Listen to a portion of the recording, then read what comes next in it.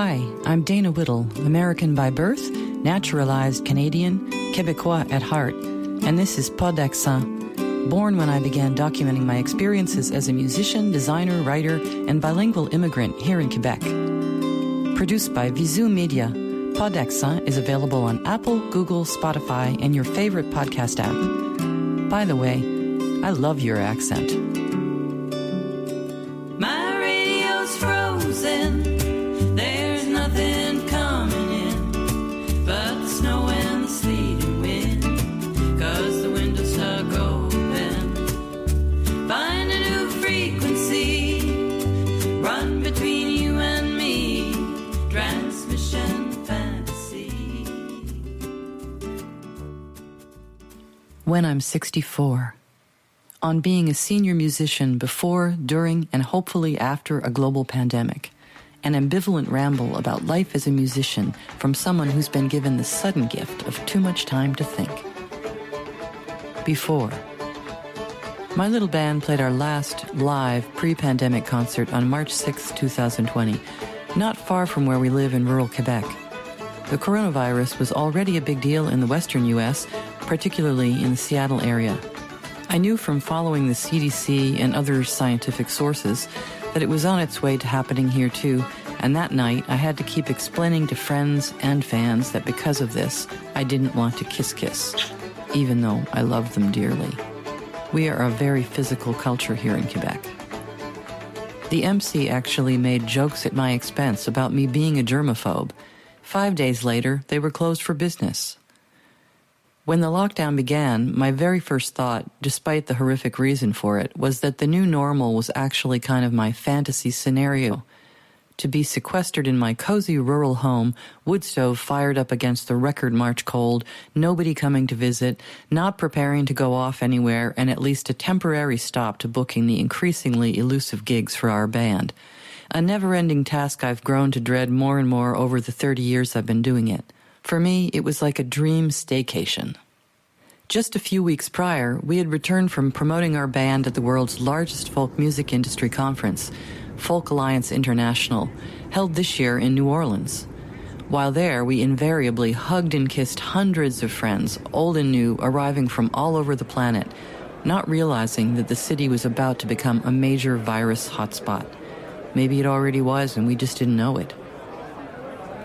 We spent an embarrassing amount of money to get there, to stay but rarely sleep, in the very expensive host hotel, eat at amazing local restaurants, and drink spicy $12 Bloody Caesars in the lobby bar, while schmoozing with and trying to wrangle jobs from presenters who came from all over North America and abroad to attend the thousands of artist showcases, short, unpaid performances, vying for their attention.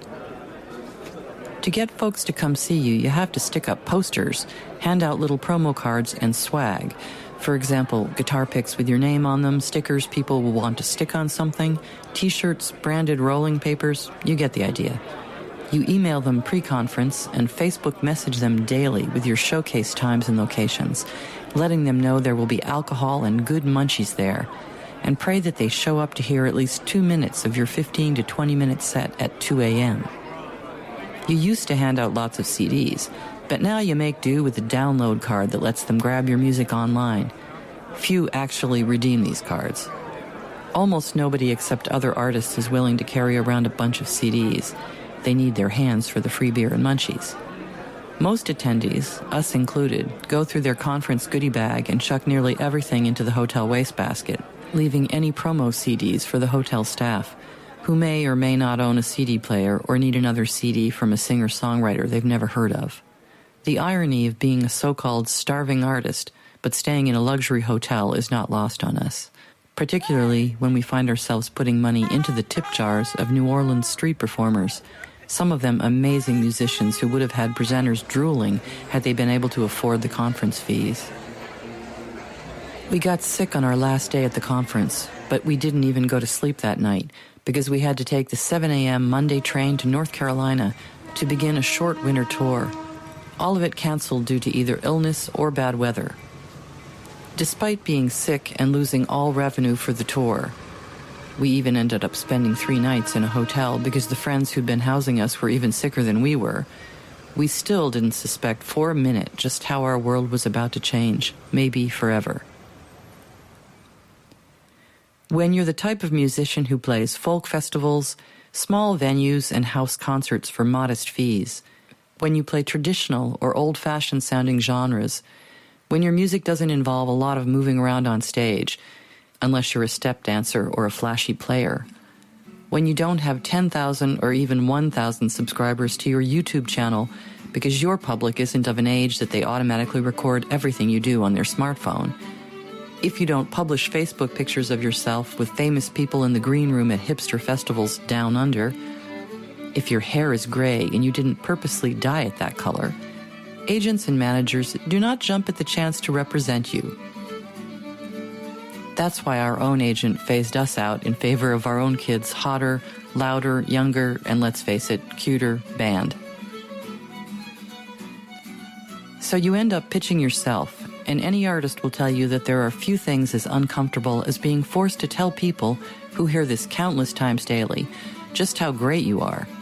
Booking is by far the most painful job I've ever done, and to date I've shoveled a great deal of horse poop, peeled potatoes, cleaned houses, waited tables, mixed drinks, mowed lawns, roofed houses, translated books, designed marketing material and then websites, planted flower bulbs and changed light bulbs, made blueprints, run a warehouse, taught skiing, guitar, and design, sold architectural supplies, managed a plant store, and wiped a lot of cute, tiny asses. So that's saying something.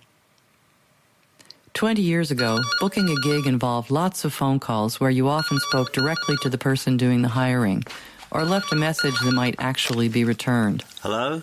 10 years ago, those phone calls turned into emails, tedious for non-typists, mainly men of a certain age, but actually an improvement for those of us who like to see things in writing, save them to a virtual file folder, or print them out for future reference. Fast forward to today, and if you haven't personally met a presenter, you will find yourself visiting a website where there is often no phone number and sometimes even no email address. Instead, there is a page entitled something like Play at the Festival, or the Club, or even the Itsy Bitsy Coffee House, where you will likely play for the door even if only 3 people attend. You must fill out a form with your biography, YouTube, website, and social links, a photo upload, and possibly press clippings or a link to your downloadable EPK, otherwise known as an electronic press kit. Sometimes the text fields have limits that require you to edit your information, usually in mouse-sized type, just to make it fit. You spend at least 30 minutes doing this, and after you hit submit, the form either times out because it took you so long to repackage this information that is already handily available on your website, or in a document you could easily attach to an email if that were an option. Or if you're successful, you're directed to a thank you for applying page, reminding you, please don't call us, and sometimes even a disclaimer about how unlikely it is that you'll be hired, with a warning that if you are not hired, you won't hear back from them. Your call has been forwarded to an automatic voice message system. As someone who builds web forms, I'm especially aware of how many things can go wrong. Will they still consider hiring you if you dare to call the number they specifically asked you not to call?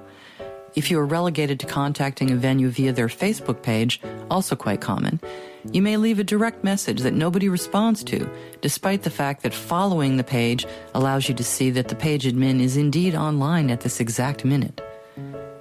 I once submitted an email from the website of a presenter I actually knew personally, who regularly presented bands just like mine.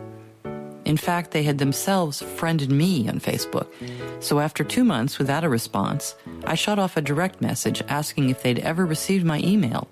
Literally 30 seconds later, I received a snippy response telling me that they couldn't possibly follow up on all the emails they get from the website. They're a restaurant too, so I thought this was a little strange. Booking can be a discouraging, demeaning exercise, definitely not for the faint of heart.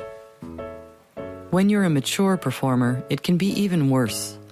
At a certain point, you've attempted to retrain yourself to quit worrying about visual appeal. You begin playing with a whole new deck of cards. You now refer to yourself in writing as a veteran, authentic, or a master of whatever your specialty is. There may be truth to this, but still, the truth isn't always reassuring. Even though everybody says that your music is what counts and that you look just fine, at some point you will find yourself on stage praying that the festival photographer won't shoot you from below, capturing your sagging upper arms and double chin, or the fact that the waist button of your jeans has just popped open.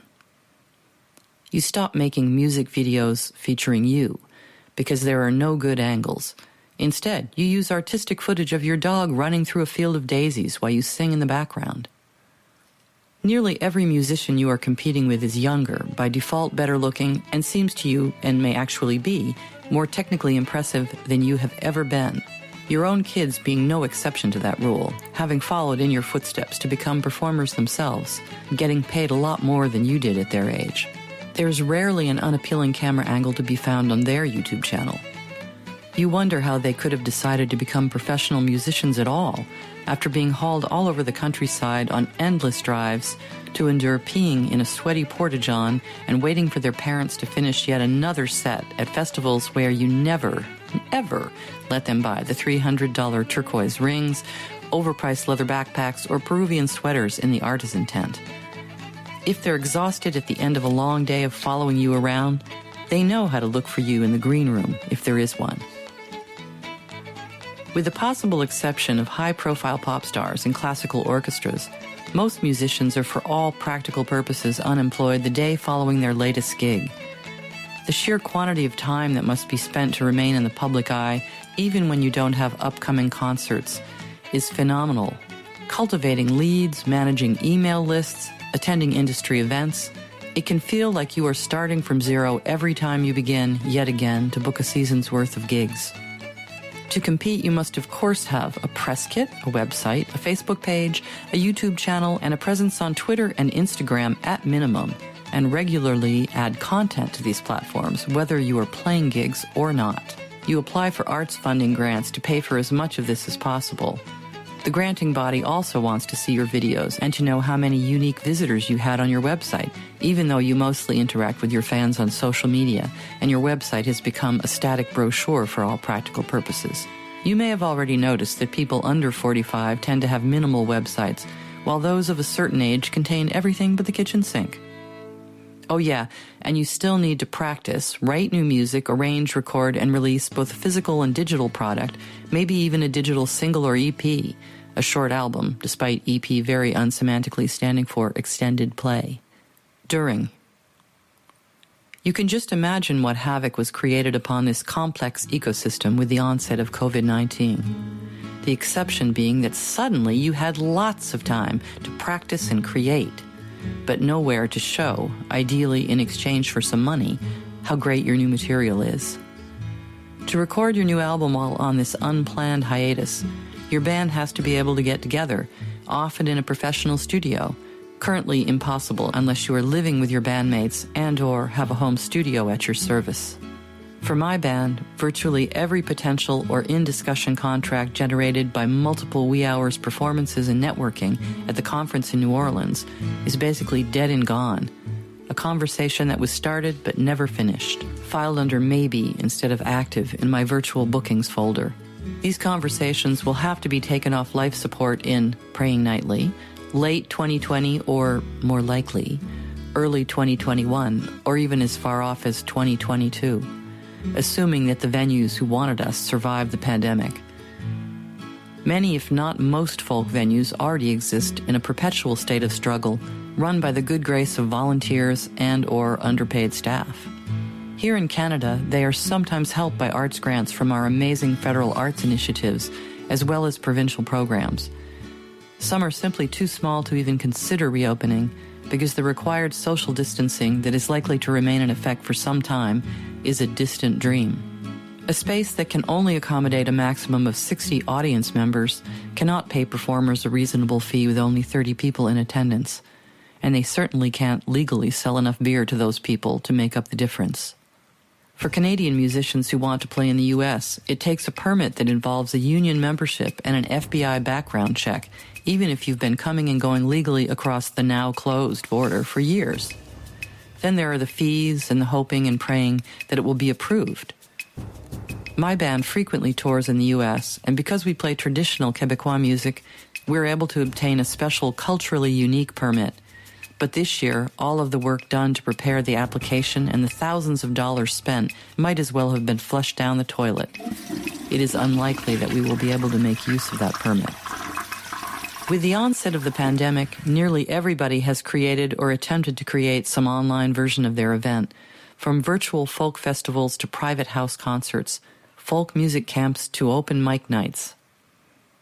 Overnight, these venues have had to change the way people sign up, pay, and experience what they have to offer, and the learning curve can be steep. While it is reassuring that you'll still be able to learn how to play that fiddle tune with a master fiddler on your screen, see your favorite band on your screen, share your latest composition with participants and spectators on their screens, it just ain't quite the same. Many of us are doing it to prove that we still exist and to support those presenters and artists we care about, but most of us are seriously tired of sitting in front of a computer screen. Remember, we have all become instant telecommuters. We are suffering from carpal tunnel syndrome, Facebook finger, and Zoom fatigue, and it's clear that the market is becoming quickly saturated. In our previous life, audiences couldn't possibly have traveled in 1 year to all the places that now present online events, overwhelming us with options every night of the week. Sharing content to Facebook in 2019 usually meant that your followers would see it. Not so today. There is so much content being created due to confinement that we simply can't see it all or hope to keep up with it as it sails on by without a single comment, like, or share. In the past few years, the switch to streaming consumption of music has been a huge downside for many artists in multiple genres, and especially hard for folk artists who are already getting only a tiny piece of the pie. We've gone from being able to count on selling hundreds of CDs at a festival to selling a few dozen and often less. House concerts are pretty much the only place where people seem committed to supporting the artist by buying their physical music. House concerts may survive the pandemic because they do not require upkeep and staff and can potentially happen out of doors, weather permitting, and assuming your area permits small private gatherings. They won't go out of business if they don't happen for a period of time, because house concert audiences are usually made up of people who know each other or have a common connection that keeps them in touch. No matter what your dearest, but let's admit it, stubborn and change-resistant friends say, CDs are on the way out. Yes, vinyl has had a sudden resurgence due to cheap USB turntables, but most vinyl sales are to people your kids' age, who think it's cool and even kind of cute. I still remember the day my son asked me, "Mom, what's an LP?" The reality is that the listening experience is slowly migrating to music platforms where you can listen to anything your heart desires for a monthly all-you-can-eat fee, without ever holding the album in your hand or even downloading the tracks to your computer, tablet, or smartphone. I admit to having a family subscription to a platform that lets me listen to the music my kids like, not to mention a non-stop stream of music from my childhood while on road trips. Remember road trips? But not everyone is a digital subscriber as of yet, so the insultingly tiny percentages that streaming services like Apple Music and Spotify, to name but two, do not make up for the massive time and money spent to produce the music. Unless you're a top artist with enormous commercial success, you're not getting a lot. And each platform has a different formula for calculating when a track merits a payout, and how much. Spotify currently requires listening for 30 seconds, and the song must stream more than once. Apple says 20 seconds makes you eligible and pays a higher rate per stream, but streaming rates vary depending upon artist ratings, listener country, and many other factors. Streaming and the improved tracking of digital audio has the potential to be lucrative, but it hasn't yet trickled down to all genres. The streaming shakeout is still happening, and it isn't clear how it will all end.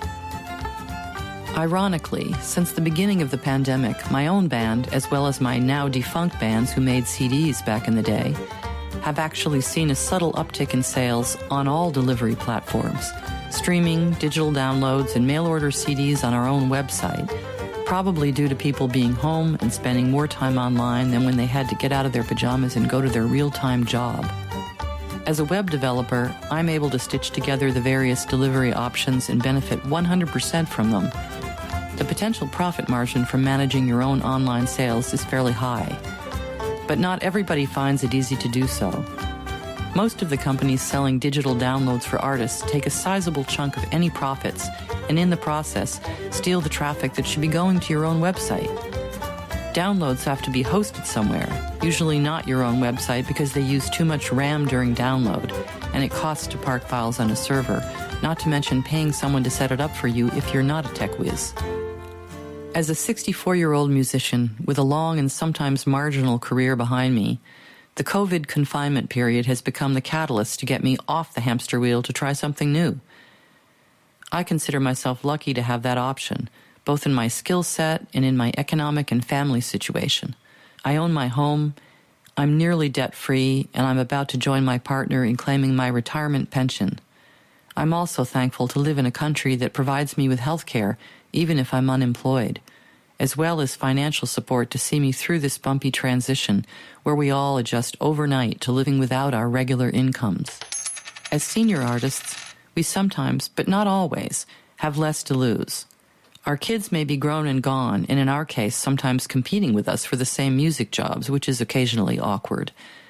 We are more likely to accept a contract for love despite the money, thus maintaining our public profile. Although in our younger days, we have already done that way more often than we would like to publicly admit.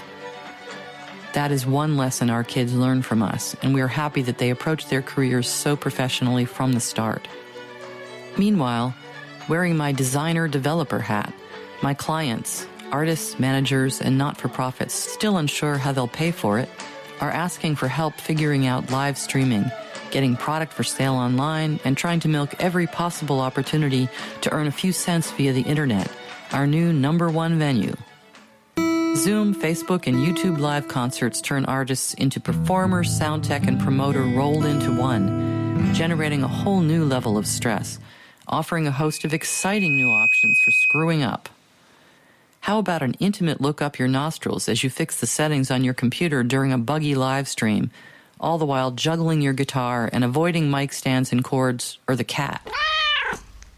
It is sublimely painful to watch a live concert that would sound great if the streaming platform's compression algorithms would leave it alone, or one that repeatedly freezes due to buffering or internet latency issues, not to mention trying to present a song without any audience interaction. It feels positively bizarre to say thank you at the end of a piece that you've just played, where the applause would normally be when there's only radio silence. After.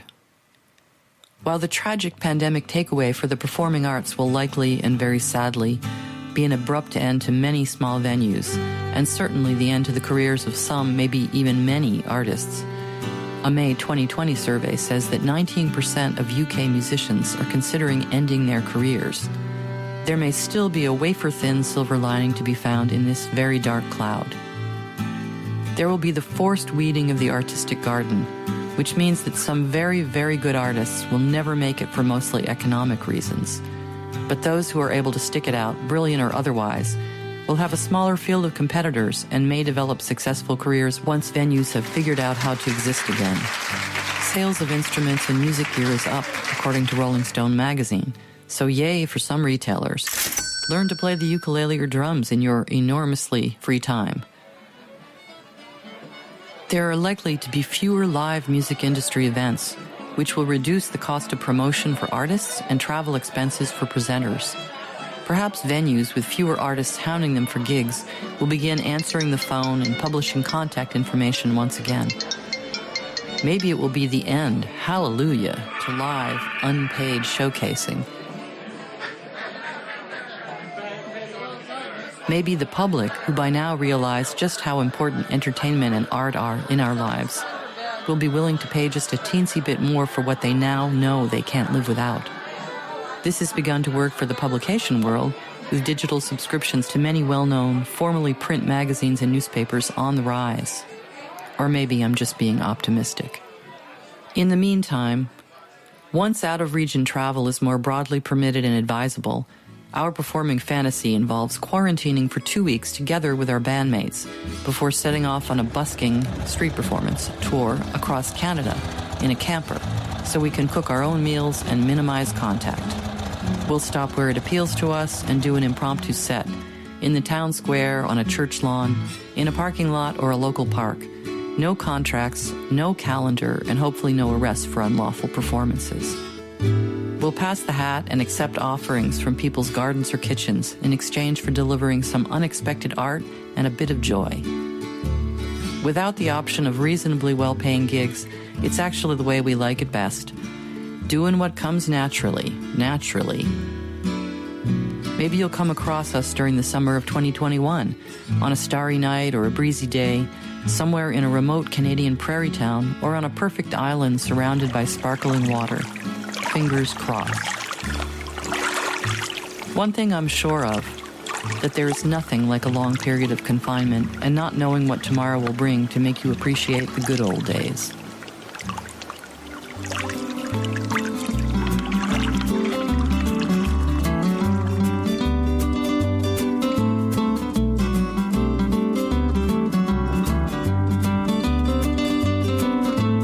Claude Accent is a production of Visu Media.